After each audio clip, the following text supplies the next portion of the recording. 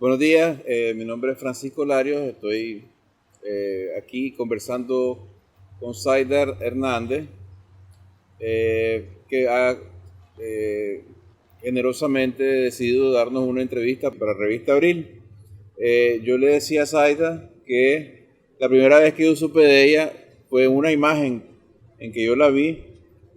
Yo ni siquiera recordaba que era una bandera, yo pensaba que era un cartelón sola, creo que en una rotonda de un centro comercial de Managua.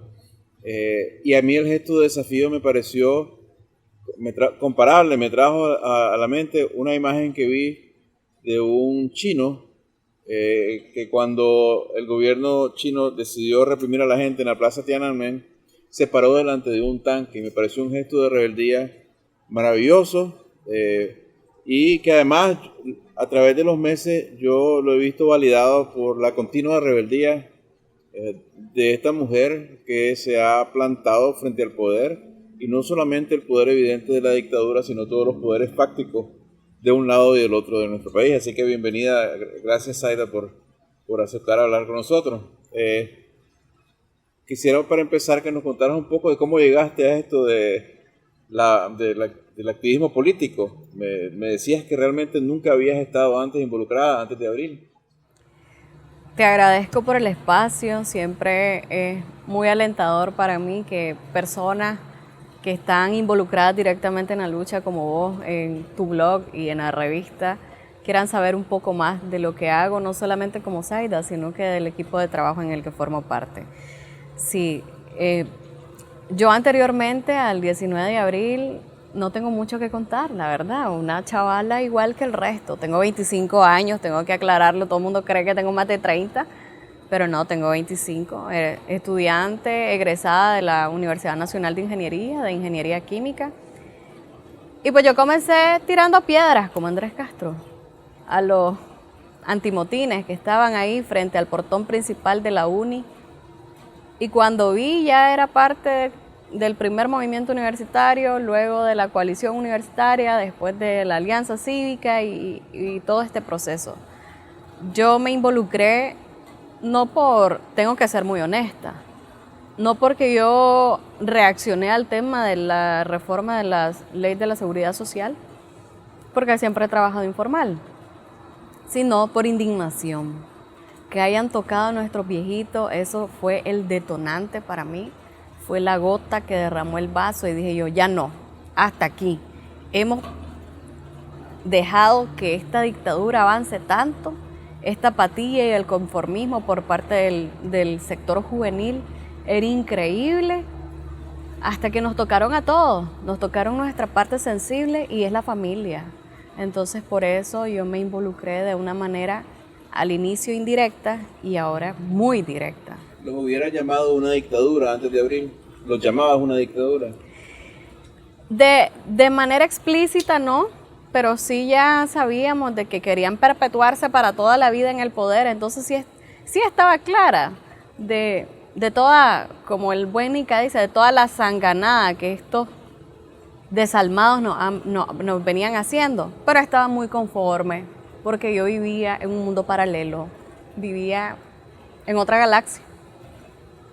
Ya, contanos, tengo entendido que estuviste en la UPOLI, y estuviste en los primeros momentos de la uni. ¿Podrías relatarnos más o menos tu experiencia inicial en esos días de rebeldía en las universidades? Sí, como te decía, yo inicié tirando piedras.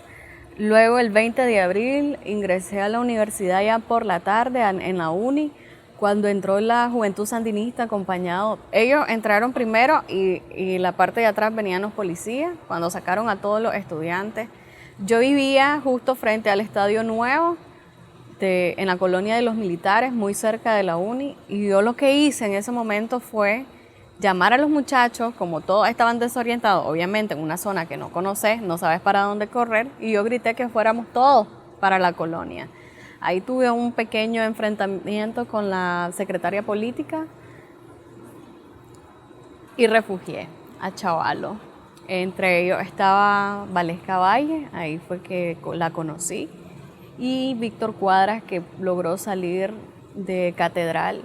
Yo a Víctor ya lo conocía y estuve como 30 chavalos en la casa en 2 tiempos. Unos logramos evacuarlos, otros durmieron en mi casa. Y el sábado 20 yo fui a Upoli en la noche a dejar alimentos ya cocinados. Le habían cortado el servicio eléctrico a toda esa zona. El domingo por la mañana visité la Upoli nuevamente con un equipo de CNN. Yo hice de periodista entrevistando a un par de chavalos. Nunca quise salir en entrevistas al inicio, no fue mi intención. Siempre fui más de logística, seguridad.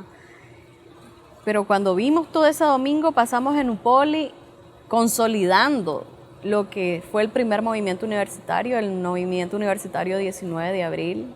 Logramos crear esa estructura estudiantil, juvenil.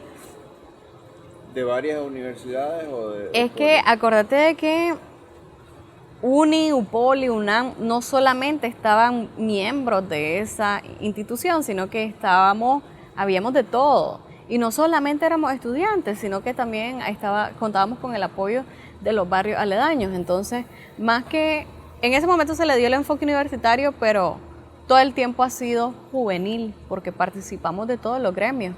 Entonces, ahí fue donde nació las 10 exigencias, donde una de ellas fue el solicitar el ingreso de la Comisión Interamericana de Derechos Humanos. Nosotros comenzamos con eso, con el tema de que tenía que eso documentarse todos los crímenes que estábamos viviendo.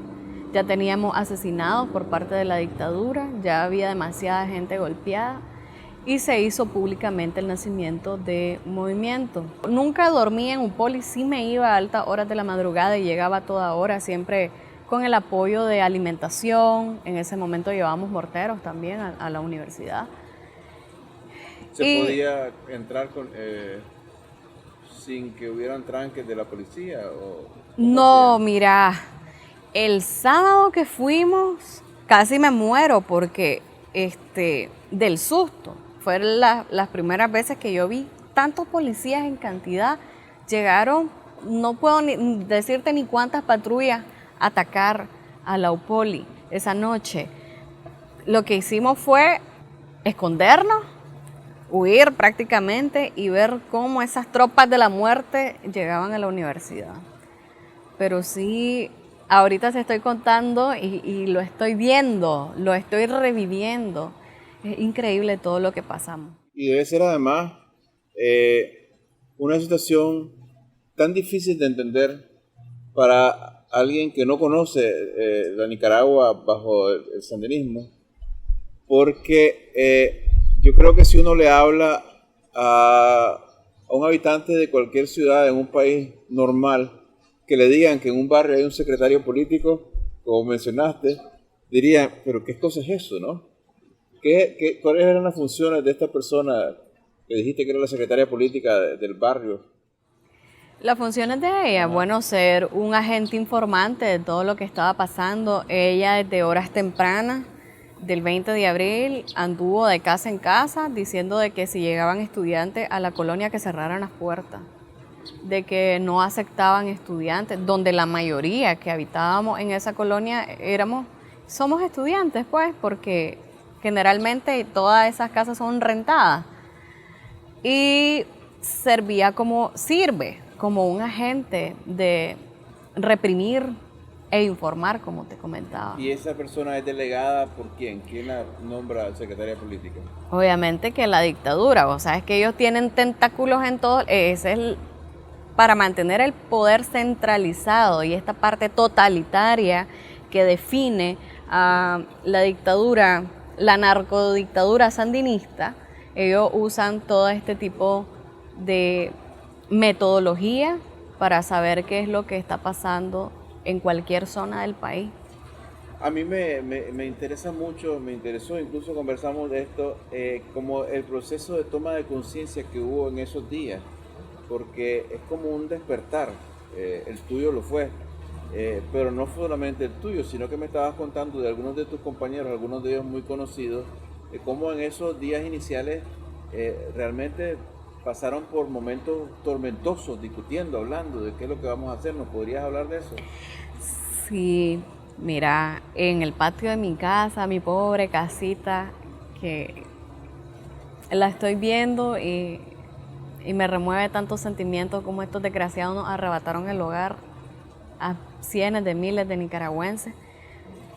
Mi casita, como se convirtió en un centro de acopio, se convirtió en centro de refugio, se convirtió también en un centro de pensamiento de nosotros, los chavalos. Y muchos nos quejábamos porque anteriormente teníamos una vida común, igual que el resto, y no teníamos incidencia. Y comenzamos aquella conversación, mira, ¿y ahora qué vamos a hacer? ¿Sí? Nunca nos imaginamos toda la avalancha de violencia y represión, cómo se encrudeció. Entonces, yo le dije a alguien, no te vivís quejando de que tu vida es aburrida y que no tenés propósito en esta vida y que no tenés nada que hacer. Hombre, pues y de ahí, hacele que tome sentido a esto. Metámonos, ¿qué más vamos a hacer? No tenés hijos, yo no tengo hijos, no estás casado, no estoy casada. Dale. Como decimos, no sé si puedo decir alguna palabra. Bueno, el castellano incluye todas las palabras. Ok, entonces le digo, bueno, vamos a volar verga. Y aquí estamos, hasta la fecha. Ahí tomamos decisiones en un patio de una casa y nos involucramos y los roles fueron cambiando, no lo buscamos tampoco, nadie buscó estar delante de una cámara, nadie buscó ser tan seguido. La gente cree que esto es chiche, estar en la mira todo el tiempo, pero es muy complicado. Pero seguimos con el compromiso, pues. Claro. Contanos cómo, digamos, desde su momento embrionario, ¿verdad? Lo que conozcas del primer diálogo, ¿verdad? ¿Cómo se gesta eso? ¿Quién invita? ¿A quiénes invitan? ¿Cómo invitan? ¿Cuál es el guión? ¿Qué es lo que se dice? ¿Cuáles son las discusiones? Okay. Nosotros el domingo 22 de abril estábamos en el famoso tercer piso de Lupoli y llegaron jóvenes empresarios a hablar con nosotros. ¿Se pueden dar los nombres? Yo prefiero, para evitar o por la seguridad de ellos, mejor bueno, perfecto, sí, okay. que mantenerlos. No son públicos, entonces no son personajes públicos. Unos sí, otros no. Y a decirnos desde que necesitábamos los universitarios organizarnos. Se sabe de que el primer contacto que tuvo fue la presidencia con Iglesia, a decir de que estaban dispuestos a sentarse a dialogar. ¿La presidencia llamó a la Iglesia? Sí, para que sirviera como mediadora. Entonces la Iglesia trató de hacer este grupo multisectorial. Obviamente que los que siempre han estado listos para esto fue el sector empresarial. Ellos no necesitaron organizarse ni nada, sino que ahí estaban. El sector de la sociedad civil, todos estaban listos, menos nosotros, ni el campesinado. Entonces nos dicen, bueno, se va a venir un proceso de diálogo y necesitamos que todos ustedes, porque habíamos diversos grupos, se unan. Y así nació la coalición universitaria con 5 movimientos. ¿Les explicaron para qué era el diálogo? ¿Para qué les dijeron que era? Para resolver el tema de la crisis. No hubo mayores detalles. Simplemente nos dijeron hay que conformar una alianza estratégica para hacer frente a y ser la oposición, la contraparte del diálogo. Entonces así fue que se formó la alianza, la coalición y así fue que llegamos hasta el seminario de Fátima. Estando allá pues ya nosotros exigimos la incorporación del movimiento campesino porque no estaba estipulado tampoco. Y el estudiantado fue el que empujó la participación de los campesinos. ¿Por qué no estaba incorporado el movimiento campesino? ¿No sabes? Esa parte no la conozco, no sé de quién fue que pensó que no era importante, pero para nosotros, ya como habíamos despertado esa conciencia crítica, ya como estábamos buscando cambios reales, dijimos, no hombre, pero si esta gente tiene años de estar en la lucha y son los que han matado y todo el mundo en silencio, son los que han luchado y todo el mundo se ha hecho de la vista gorda, ellos tienen que estar aquí, porque también cuando nosotros le hicimos el llamado al movimiento campesino y te hablo específicamente, tuvimos la comunicación con Medardo Mairena, con Freddy Navas y con Lener Fonseca. Ellos no dijeron que no. Automáticamente fueron a meterse a universidades, a conversar con los chavalos y a decir aquí estamos para apoyarlos. Entonces era inevitable que nosotros tuviésemos ese apoyo hacia ellos también. Sí. Y es lo que vimos del diálogo 1.0. Que en realidad, ¿verdad? Y esto yo creo que es una observación que no soy yo el primero en hacerlo, ustedes mismos lo han reconocido y los campesinos lo han dicho, ellos estuvieron primero y realmente no recibieron gran apoyo del resto de la sociedad, pero en el momento en que vieron las necesidades y la rebelión de los estudiantes, ellos sí fueron y se sumaron. Sí, o sea, no lo dudaron, nunca, ni un segundo. El apoyo de ellos ha sido total e incondicional. Sí. Ahora, llegan a la primera reunión de diálogo, se aparece el dictador con aquel despliegue enorme de seguridad. Sorprendió a muchos que apareciera ahí, ¿no? Porque da la impresión como que él pensaba que llegaba a otra cosa. Porque parece que llegaban a proponer hablar sobre el seguro social y todo eso. Yo creo que no habían dimensionado realmente las exigencias que iban a escuchar. La pregunta mía es si antes de sentarse todos alrededor de aquella mesa había habido algún tipo de acuerdo entre todos los participantes de la coalición, de los diferentes sectores, acerca de qué es lo que iban a plantearle al gobierno. Sí, nosotros tuvimos una reunión una noche antes, recuerdo un aguacero increíble para ponernos de acuerdo precisamente de cuál... ¿Nosotros quiénes? La alianza. La alianza, porque en ese tiempo sí teníamos comunicación todo. Y tengo que destacar que ha sido el único momento donde el sector universitario y campesino tenía una voz fuerte dentro del primer mes. Y ahí de ahí nació el que se tenían que romper estos esquemas, por eso vimos a un Lester alemán asaltando la palabra, porque todos dijimos, bueno, Daniel siempre habla y siempre no hace su diálogo, él hace su retórica. Y dijimos, no, esta vez tenemos que hablar nosotros.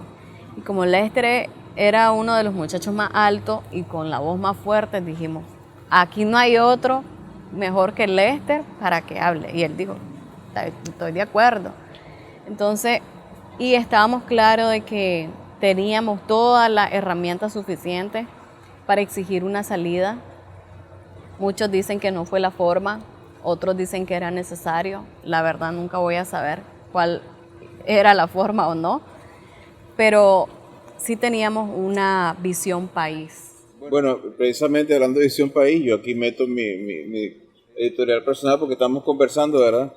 Es que no es un asunto de cuál es la forma. Si en un país civilizado un gobierno que mata a sus ciudadanos desarmados tiene que irse, punto. O sea, no es cuestión de modales, no es de cómo se lo vas a presentar, esa es mi manera de ver, ¿verdad? Pero bueno, le encargan a ustedes a Lester que haga ese pronunciamiento. Ese es un momento que, independientemente de lo que pase en el resto de la historia, ha quedado grabado y quedará grabado en la mente y en la conciencia de la nación, porque tiene un simbolismo enorme. Es el joven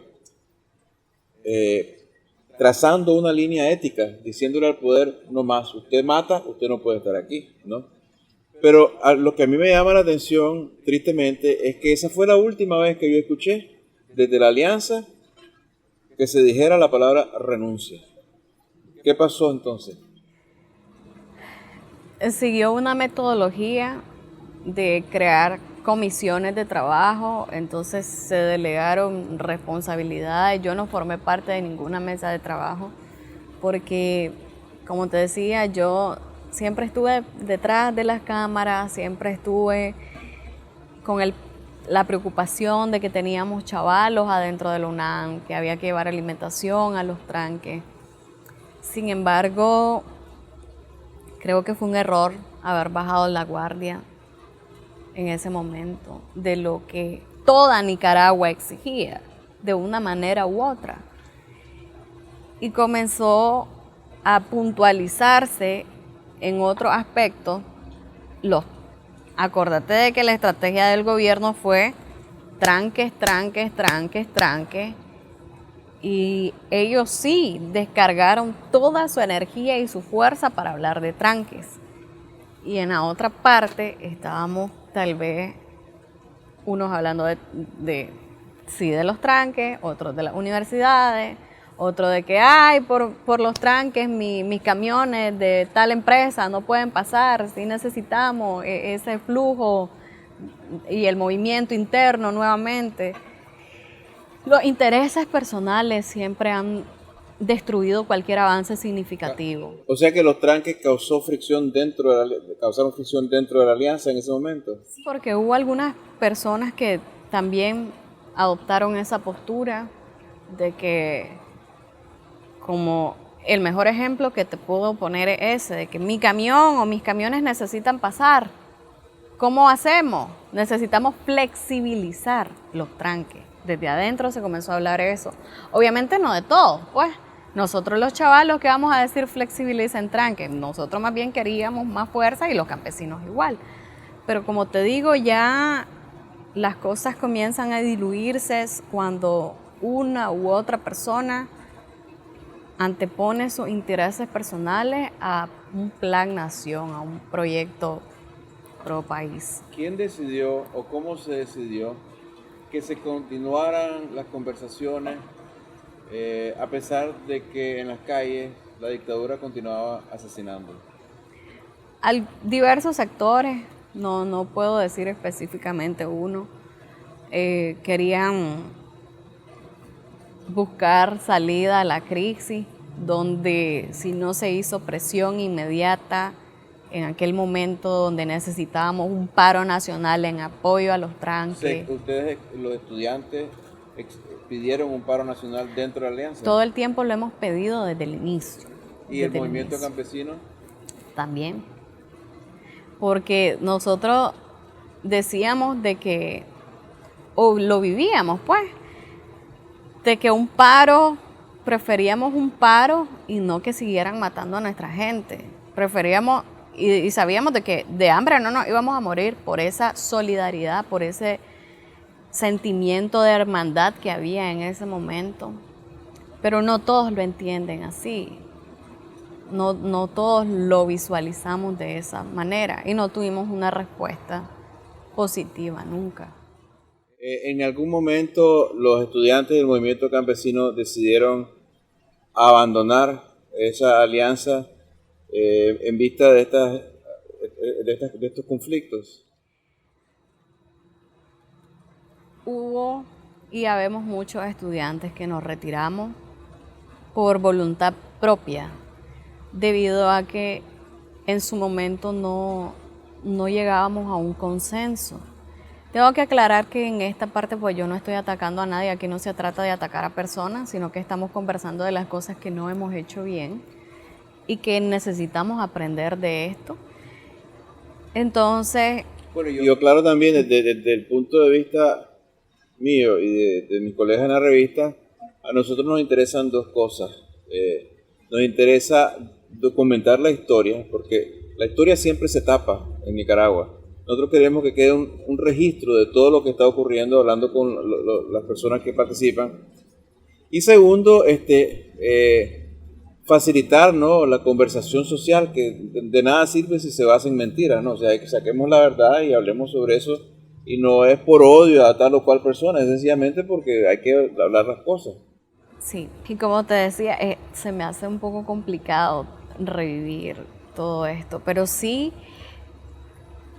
uno que otro recibió censura interna.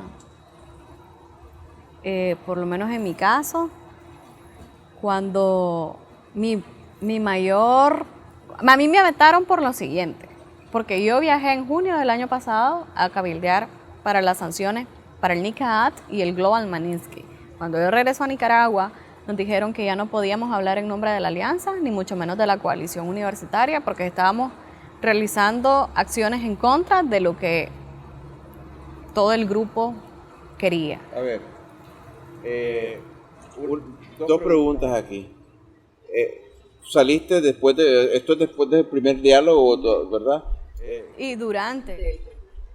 Ok, y vas a cabildear por las sanciones en contra del gobierno, de la NICA Act las sanciones en contra de los corruptos en Magnitsky Act.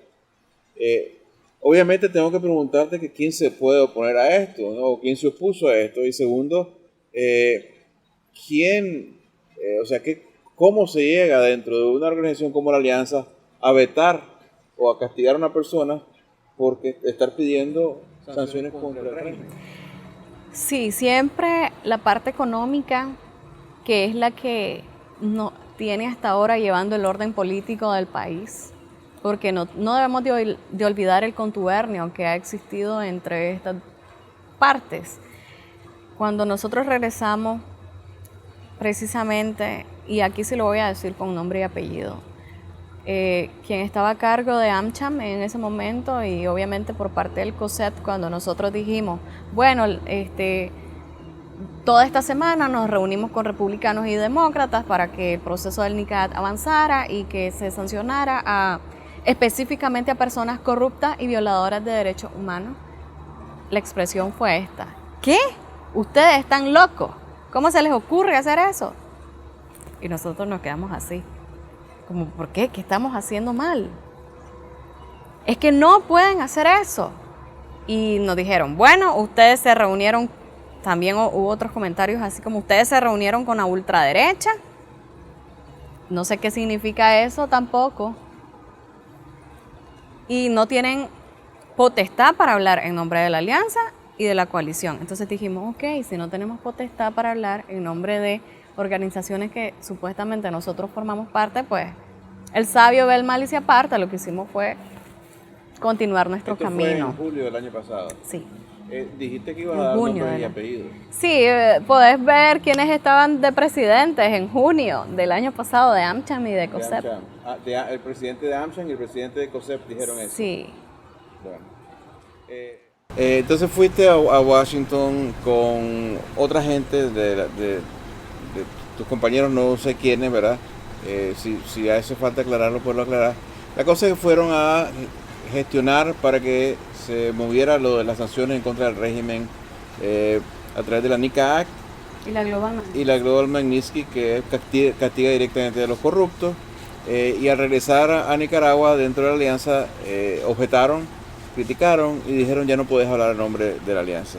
Se dice también, de varias fuentes nos lo han dicho a nosotros, que en esa misma época, junio, julio del 2018, ya meses después de que el gobierno estaba matando gente en Nicaragua, en las calles de las ciudades, de que representantes del alto empresariado estaban a la vez gestionando en contra de la aplicación de la NICA Act y en contra de la aplicación de la ley Magnitsky por parte de Estados Unidos. ¿Qué sabes de eso?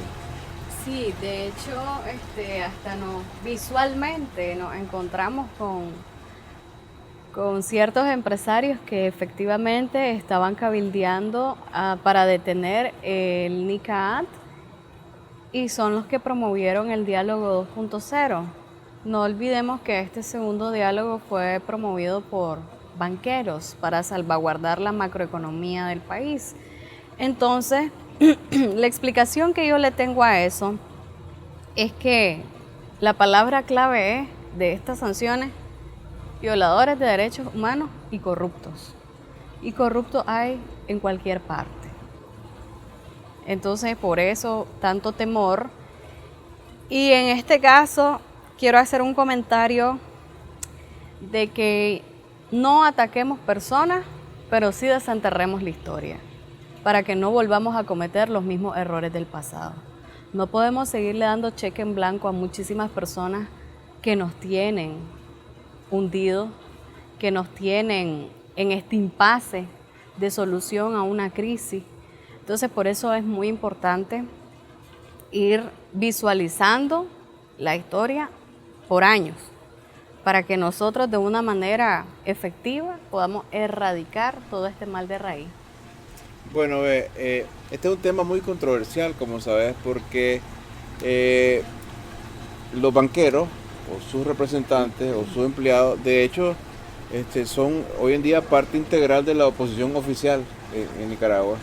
Y ellos se encargan de transmitir el mensaje de que hay que formar la unidad y que para formar la unidad hay que olvidar el pasado. Pero bueno, yo te pregunto, ¿cómo se le puede pedir al pueblo de Nicaragua que cierre los ojos y crea cuando quienes están diciéndonos que nos representan han estado involucrados hasta ayer en un pacto con la dictadura orteguista? ¿Por qué tienen que ser ellos los que representen ahora la democracia? Es por lo mismo que yo te decía antes. Muchísimos de los jóvenes, incluyéndome, desconocemos gran parte de nuestra historia. Y eso no nos permite visualizar de una manera más amplia cómo deberíamos de conformar la verdadera oposición. Pero a medida de que va avanzando el tiempo y de que vamos siendo más críticos, nos damos cuenta de que hay personas de que sostienen esta dictadura y que no precisamente deben de ser ellos los que estén negociando, porque no sé qué están negociando, el futuro de todos nosotros.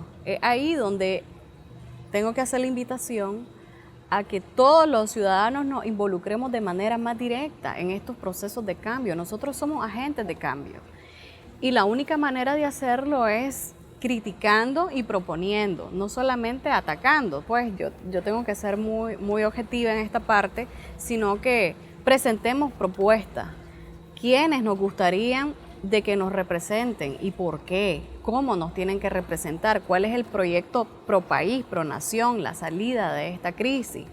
Y hay que destacar de que hay sectores que sí han sido vapuleados, de que sí han sufrido muchísimo más la persecución y el asedio, como es el sector campesino, el sector juventud, las madres de abril y todos los presos políticos también. Entonces no hay que descartar personas con un gran material intelectual que están dentro de estos gremios.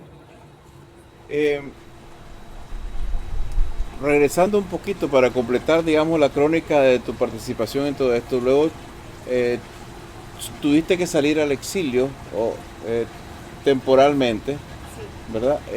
Y luego regresaste. ¿Por qué no nos contás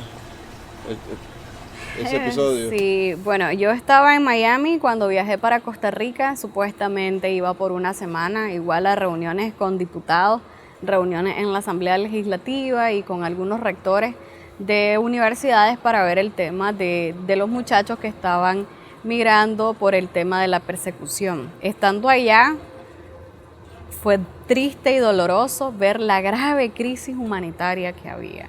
Entonces, por dos razones no regresé. Una, porque el acceso al país estaba muy complicado, y la segunda, porque decidí involucrarme de manera directa para conocer todas estas necesidades de los refugiados y fui voluntaria de una ONG que entrega víveres semanalmente los días sábados, donde dan asistencia médica y donde también se ven temas de trámites legales, y por esa parte pues estuve unos meses allá, pero tengo que confesarte que me estaba volviendo loca y me daba el mal de patria seguidísimo. Yo le digo mal de patria a aquella chilladera que quería estar adentro, que cómo es posible que la lucha...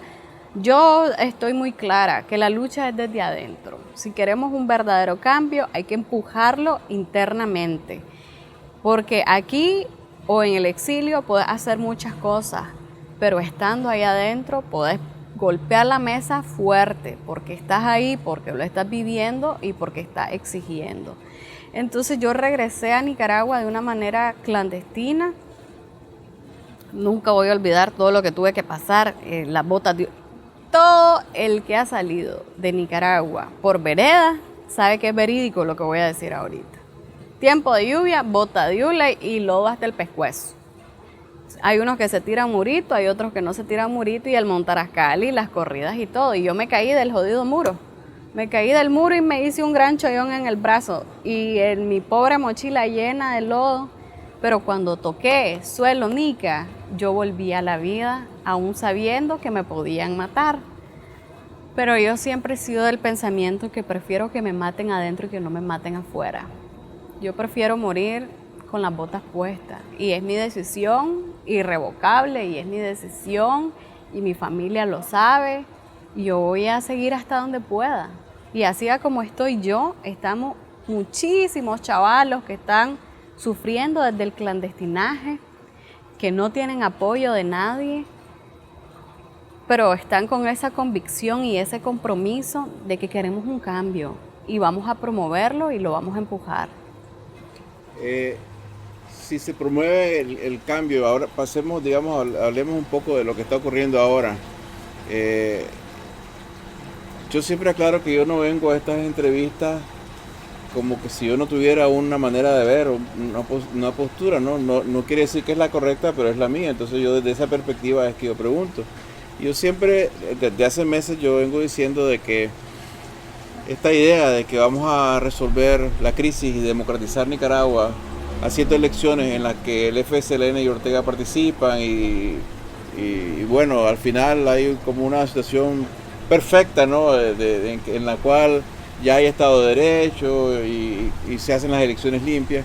Yo pienso que eso es una ilusión perversa que puede ser incluso dolorosa porque deja en el poder básicamente real a los sicarios, a gente que tiene un enorme poder económico y lo usa para oprimir, todo eso.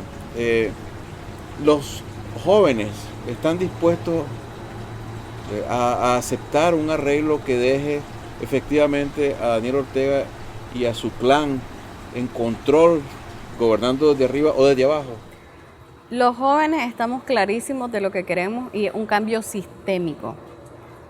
No es un cambio de presidente únicamente. Queremos una limpieza en todos los poderes del Estado. Queremos independencia de los poderes del Estado.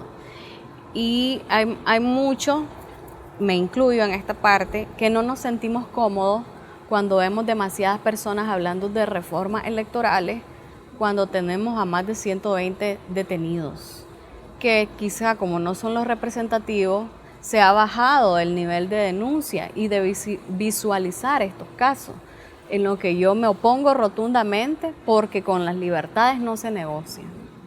Eso es indiscutible para nosotros y estamos un equipo de trabajo trabajando en función de campañas y ejercer presión para la liberación inmediata de nuestros presos políticos. Y por otra parte, estamos claros de que, aunque digan elecciones anticipadas, desde mi punto de vista, no van a haber. No existe ese escenario y porque hay una hipocresía política en Nicaragua increíble, donde hay personas con aspiraciones que no las han dado a conocer. No estoy diciendo que esté malo el tener aspiraciones políticas, no, para nada, pero que nos presenten un plan de trabajo, que nos presenten un plan de gobierno, o sea, debemos de conocer cuáles son las intenciones de todas estas personas que quieren ocupar puestos y cargos importantes. ¿Qué pasa con presentar un plan de lucha? Porque tampoco veo que lo presenten. Porque precisamente se están desgastando la energía solo para hablar como que la única salvación que tenemos son la vía electoral. Entonces ahí se invisibiliza el ciudadano en la calle, se invisibiliza los presos políticos y se invisibiliza todo el trabajo de hormiguita que se viene haciendo para demostrar que aún estamos en resistencia y nuestra resistencia es cívica, es pacífica. Entonces sí seguimos, por lo menos en mi caso y en el caso de muchos muchachos, cuando llaman a la calle nosotros vamos, porque a eso es que le tienen miedo, el bache, al despliegue masivo de este poder ciudadano en decir, te vas, no te quedas. Y el ciclo de la dictadura tiene que terminar, sí o sí. Una de las discusiones más difíciles que yo he visto y tenido es acerca de algo que a mí me parece muy obvio, que es que a un gobierno genocida hay que exigirle la renuncia. Y no es que el gobierno vaya a decir, sí, me voy. pero es que desde el punto de vista ético y para el futuro de la nación, es necesario como trazar una línea, ¿no? No, señor, usted no puede gobernar este país ni ser parte del proceso de la política si usted es un genocida. Pero la respuesta que me dan miembros de la alianza y partidarios de la alianza es, no, es que, ¿para qué se lo vamos a pedir si no va a decir que sí? ¿Para qué vamos a hacer eso si la forma práctica de hacer esto que es más importante es ir a elecciones? Entonces yo les digo, bueno, pero ¿qué pasó entonces? ¿Qué precedente se crea?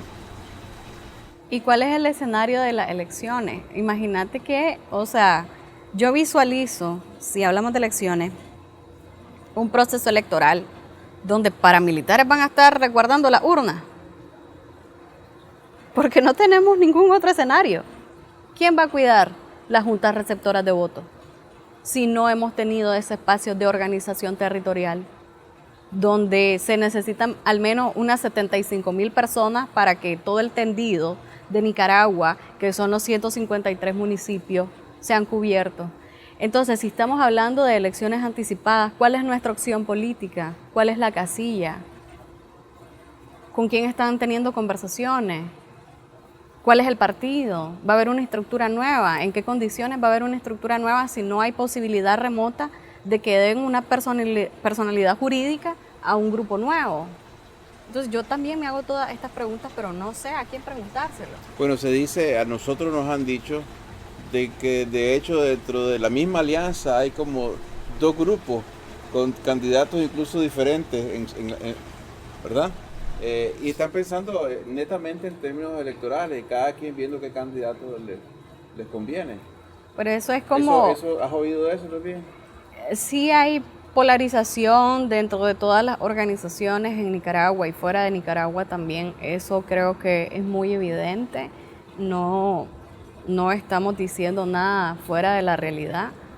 Y es triste y es decadente porque el momento de que todos nosotros centremos nuestra energía en la salida de esta familia.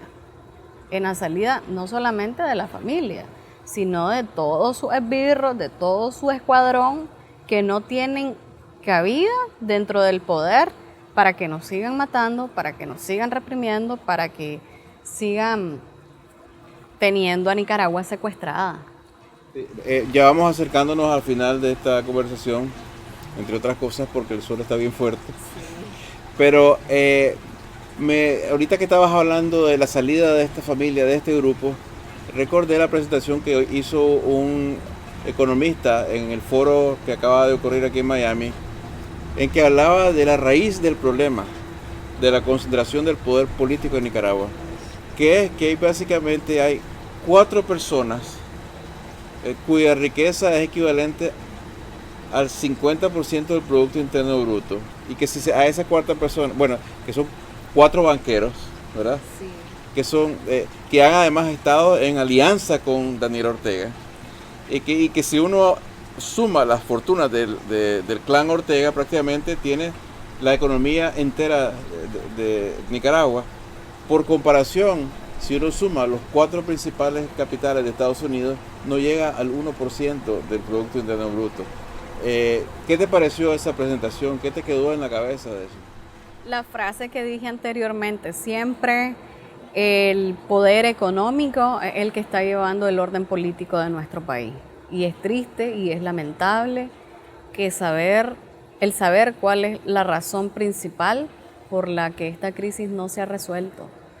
Porque hay mucha gente, y tal vez me voy a escuchar muy hostil o muy pesada, pero hay mucha gente que le conviene que tengamos todo esto que estamos pasando, a tanta gente en el exilio, sufriendo, tanta gente desaparecida y otro tanto detenidos políticos.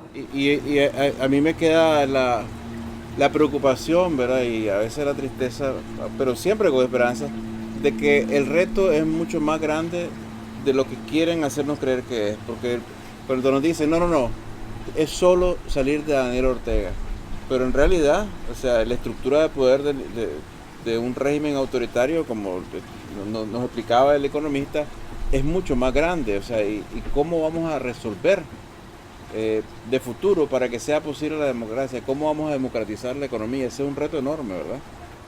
Totalmente. Ya no podemos vivir en monopolio, ya no podemos vivir todo este matrimonio entre un gobierno y la parte empresarial a costilla del más sufrido, a costillas del pueblo. Recordemos que nosotros como mano de obra somos los que impulsamos esta economía también y es momento de que nos pongamos con mano dura en contra de la dictadura y en contra de todo aquel que quiera venir y alimentar Nicaragua de más sandinismo.